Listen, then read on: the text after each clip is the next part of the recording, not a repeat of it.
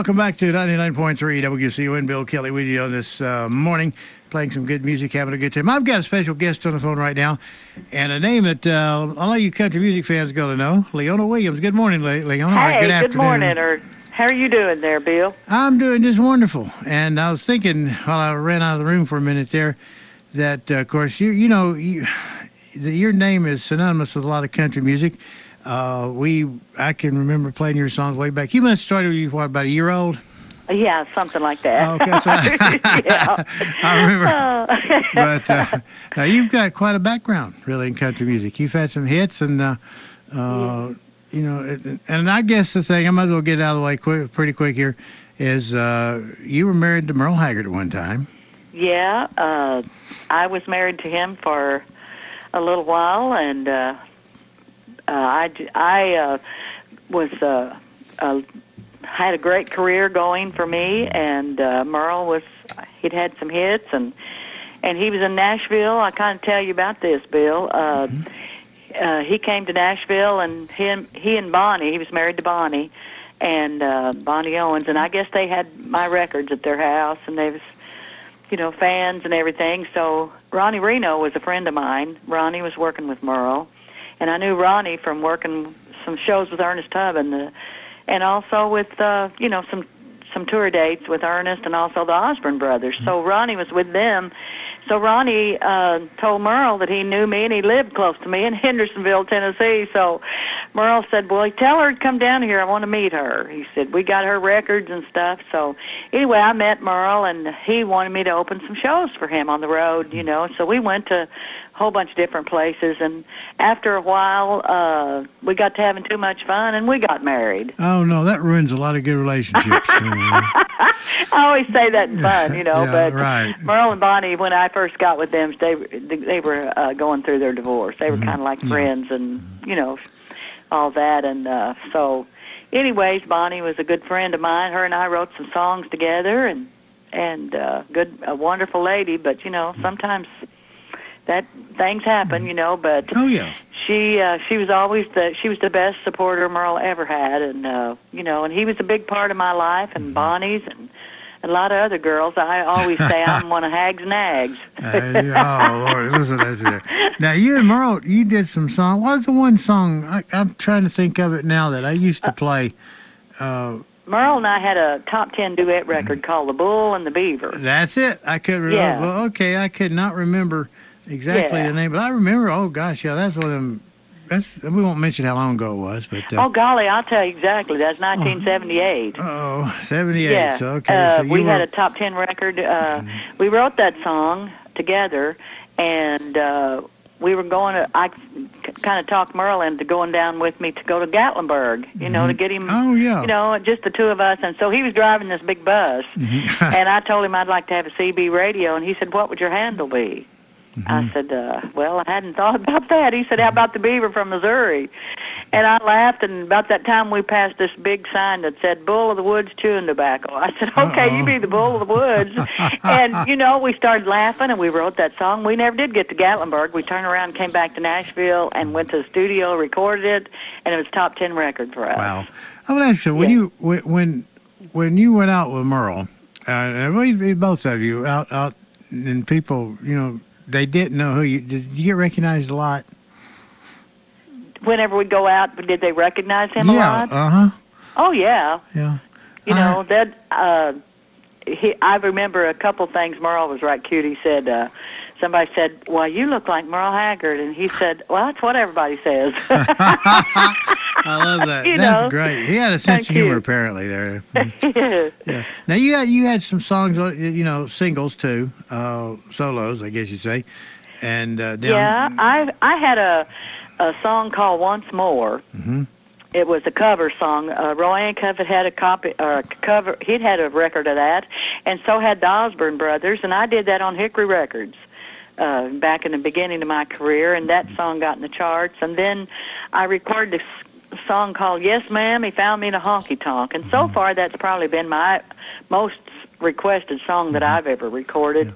And just recently, I got the Honky Tonk Female Singer Award from the Metropolitan Music Awards in Austin, Texas, just a couple weeks ago. Fantastic. And so I was kind of proud of that song is, gave me such a long-running career, and this was the award show that Dale Watson and also the Ray Benson from Sleep at the Wheel, they get together, and there was thousands of people there, in Austin at the big place where they had this. It's pretty nice. I believe I read about that in one of the trade magazines or something, somewhere along in there about the deal. They raise a lot of money too, don't they? Yeah, they do. Mm-hmm. Yeah, that was real nice. A lot of folks there, I'll tell you. Fantastic. And it was nice. And anyway, I'm still out here on the road working, and I have a son named Ron that's an awful good country singer. And if country music was still country, like the style that we do. Well, don't get me started on that now, because I go back a ways. I'm not a spring chicken, and but I'll be in July. I'll be 70 years old, but I don't feel it. Thank God. Yeah. Well, good. Well, I tell you what, it's been a long road for us, but me and you probably still think alike. I like real country music. I was in Ireland on tour, and somebody over there said, "Leona, what's happened to country music? They've took the living room out of country music." And I said, "I believe they took the front porch too." I believe so. I agree on that, but. It's not what it once was. I mean, I don't want to upset the. I know there's a lot of fans for the new country, and we play a lot of it here. There's lots of fans, and everything has to change. But I'm just me. I like what's real. If you sit down and play the guitar, I like for it to sound like something you can hear. Not be electronics and make all these new sounds and things. I don't know. I don't even know how to explain it, but I like just straight ahead country. Right. We got a few of the new guys that can sing too, and some, of course, I came up, like I was talking about, some of the songs that you and Merle did and you did. I remember those. And it's not, and a lot of the younger people don't remember stuff like that. Mm-hmm. And I think, in a lot of the new artists, I think some of them respect the older artists and some don't. Yeah. It's like me. I remember I was just a little kid when Hank Williams passed away, and I was the biggest Hank Williams fan, and Kitty Wells, Yeah. And, I was a young person, and I still knew who that was, so it looks like some of these young new singers would be looking back at George Jones and some of them good singers like that. You talk about, of course, Merle's gone now, and of course George is gone, and a lot of them. Jim Ed Brown. I don't want to we'll get on that road there. We'll be crying here in a few minutes. But yeah, it's a sad deal, but we got to keep it going, and I wish there's room for more like Daryl Singletary, Ron Williams, my son, and good singers like that, and and I love George Strait and Alan Jackson and all them good. I love all them, but well, I've always we need more of them. That's true. I recently saw a concert with Joe Diffie and Gene Watson. Oh yeah, that's good there. That was good. The place was packed too, and they have a lot of the older stars. I say that respectfully. And I guess right now they got a show coming up with Sawyer Brown in Little Texas. Believe it, and I look back on that, they've been around a long time too. They sure have. I said they had earlier in the year they had a show with Mark Chestnut and Joe Diffie. Now, the same venue. Now, I don't know if you've heard about that. They do some shows, Joe and Mark Chestnut, where they don't bring a backup band. They sit on stage with a couple of singers with them and a couple of guitars. and they alternate singing their hits. That was wow. one of the, I think that would be different. I love that. yeah. You know, and I'm sure it's not as expensive to produce something like that either. right. And you know, I love to go out and you know, sit around the house, say, or something, and just play the guitar and sing, because I don't know how to play rhythm. You know, I grew up playing guitar behind some fiddle players in my family, my dad, and brothers and stuff, so I know that front porch music, you know. Right, the good stuff, So I love that. Yeah, well, Leon, what do you got going on right now?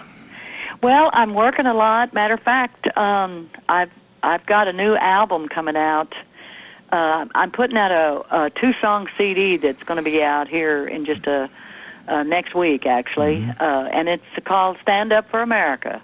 Great. Because I was over in Vietnam when my first record came out. I was overseas on a 9-week tour with Lonzo and Oscar from the Grand Ole Opry, and so we went over there and you know, on tour, and so when I got back, I was so proud to be back in the good old U.S.A. and experienced a little bit what was going on over there and during the war zone in Vietnam and all that. And I was just a kid, and I got back and realized that. And so I wrote a song way back there called Stand Up for America. And now recently I just kind of redone a few lines of it, and it just needs to be said. And it's called Stand Up for America. It'll be out.